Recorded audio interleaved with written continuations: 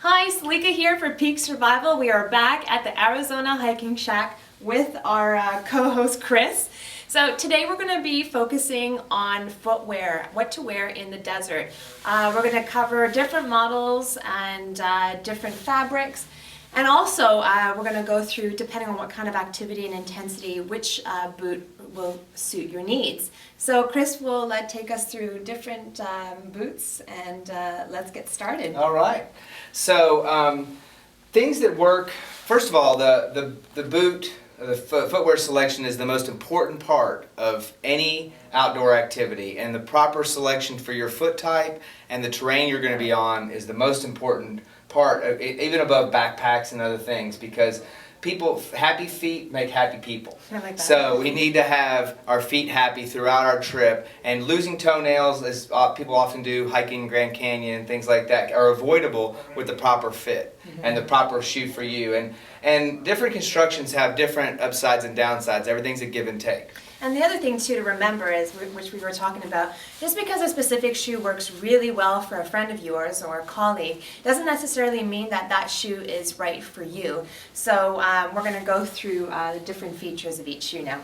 Okay, so when choosing a shoe, first thing you want to look at is the type of construction it is. Now, most modern footwear is made with either kind of an expandable vinyl acetate or EVA construction, which offers a lot of cushioning, but a little shorter lifespan. Another type of construction you see today is injection molded shoe, and this is done normally with a type of polyurethane. This type of construction lasts a long time and will offer less cushioning, but sometimes that longevity is an advantage. Also, this shoe like this usually will be able to cost a little more, so you've got to weigh the longevity to the cost of the shoe and see if that's right for you. Because it depends. I mean, if you're quite new and you're just going to be using your shoe every now and then, something like this might be okay for you. But if you know that you're going to be outdoors a lot, you definitely want something of a higher quality, so it lasts you a lot longer. Absolutely. And then then you step up into a boot, and some shoes and most boots, hiking boots, will have some type of shank. You always want to take a boot and grab it and give it a twist. And if you can twist the shoe all the way in half, then it's a little flexy and probably good for very light use, but it's not going to offer the support that you need to protect your foot. Cross-loading your foot like this is what breaks bones in the feet, and if you're carrying heavy loads, the need for that shank and that rigidity goes up. Very important. And also, shoes that often work in other places don't necessarily work well in the desert. In areas where light rain and light snow is common, a Gore-Tex shoe can be very useful. But if you're going to be in a desert terrain, sometimes you may pick up another pair of boots that doesn't have Gore-Tex, something lighter with more mesh. Often the military desert boot will contain more mesh, less leather, will be lighter, and this particular one has that injection molded design for longevity, which is what's important to people that are going to spend a lot of time in these shoes and in hot environments. So think about the way the military chooses their footwear and consider that type of construction in a non-military version, something with a lot more mesh for your trip to Arizona. Yeah. The last thing, you go into a higher end boot, full leather construction. This particular boot is a Scarpa, has a very rigid sole. In fact, most people mistake this for being steel. It's so stiff. People that are carrying heavy loads off trail in our desert terrain need a sturdy boot that's not going to cross load. Something that can be used for light mountaineering, treks down the 800-mile Arizona Trail, things like that. You might want to choose a heavier duty boot that's going to give you a longer life. And let's talk about the breathability, rigidity. because a lot of people think because it's leather that actually you're going to sweat more. And that is true over, say, a mesh shoe is going to breathe more. But in reality, leather is quite porous and has a lot of natural breathability. In this high-end boot, this boot actually doesn't have Gore-Tex, but does contain, it does have a lot of waterproof properties. In its construction, it has polyurethane impregnated leather, which helps shed that water, but still give you the breathability, the natural breathability of the leather. So as you can see, it is very important to let the salesperson know exactly where you're going to be going, what types of activities you're going to be doing, and also, it's important to get your foot measured and ensure that the foot fits the way it should. One more thing I wanted to talk about was actually this shoe, which was very interesting.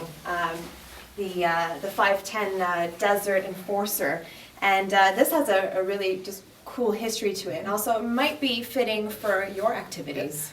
It started out as a downhill mountain biking shoe, and the people at 510 found that a lot of their search and rescue personnel were purchasing the downhill mountain biking shoe for high angle rescue because it had a sticky climbing rubber on the bottom that mountain bikers like to stick to the pedals. And they found that they worked well for high angle rescue, so they designed the Desert Enforcer, and it comes in a tan and a black. And this shoe was designed specifically for the military, the special forces, the police, and fire personnel that are in high angle terrain and that need the sticky rubber. They also have it has a thickly padded tongue that for mountain bikers protected us from the pedals and from rocks. For search and rescue personnel, it protects them from falling rocks. Yeah. And it's not a hard protection, but it is much cushier and will give some protection for that rock fall on the foot. And you said too that it's a sort of like a sound. They are quiet soles. Quiet soles, that's it. Yeah, they don't make a lot of squeaky noises, and especially for the military, that's an important feature. So we found the 510 quickly was adopted by all the fire departments in Phoenix as their one of their search and rescue shoes, and I actually use it for hiking, mountain biking, or training. When I'm doing high angle training, Okay. I use this shoe. So I found it to be the most versatile shoe. And whether you're choosing a shoe like the amphibious 510 Savant that has the ability to go in and out of water very easily, drain very well, be very vented, but still be a good day hiker. That's something I really look for in a shoe, is something that versatile that I can use for more than one thing. Down the road, I'll probably buy a lot of shoes specific to my activity. I have a closet full of shoes, and they're all activity specific. Yeah. But looking for a shoe like this that'll do a lot of different things, a shoe like this will do a lot of different things, is good for the entry level. For the overnight backpacker, something a little sturdier. Yeah. And then for the people that are hiking the Appalachian Trail, hiking across the desert, off trail in Grand Canyon, or mountaineering, they're going to want something in that stiffer and higher end boot quality. Yeah, and just to wrap up, actually Chris has something in his pocket that I wanted to talk about, and it's just a little interesting fact that we wanted to go over.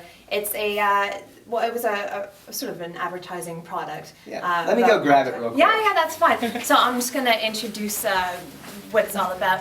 So basically, you do lose a lot of moisture in your foot when you're hiking. So head, foot, you lose a lot. So I just want to show you exactly how much you lose in half day of a high intensity activity. And I was actually quite surprised myself.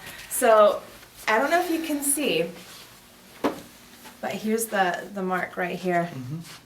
So this is an average amount of sweat that one foot will produce during heavy activity. This is about a day's worth. Just under 200 milliliters of fluid from one foot during heavy activity. And then this is the mark for light casual activity over here.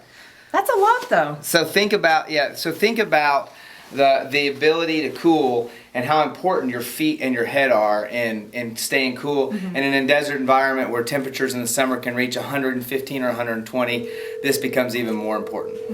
So we're going to be moving on to the importance of hiking poles in the desert terrain, and there's a lot more videos coming your way.